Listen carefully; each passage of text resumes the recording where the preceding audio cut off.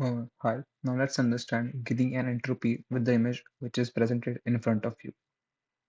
Now we are looking at the three measures of impurity, entropy, Gini impurity, and misclassification error.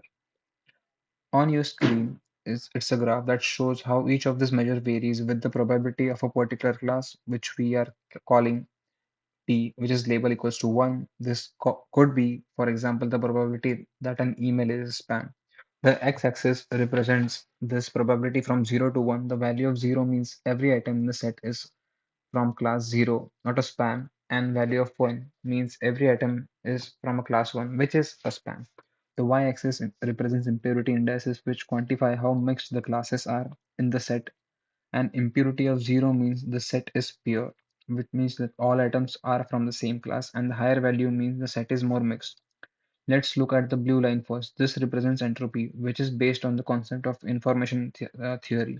Entropy is highest at 1 when the classes are perfectly mixed and lowest at 0 when all items are from one class. The green dashed line is Gini impurity. This is used by the CART algorithm for building decision trees. Similar to entropy, it's highest when the classes are evenly split and lowest when all elements belong to one class. The red dotted line is in the misclassification error. It simply represents the probability of misclassifying an item if we randomly pick a label according to the distribution of classes in the set. This is less sensitive than the other two measures and not so frequently used for splitting because it doesn't change as smoothly.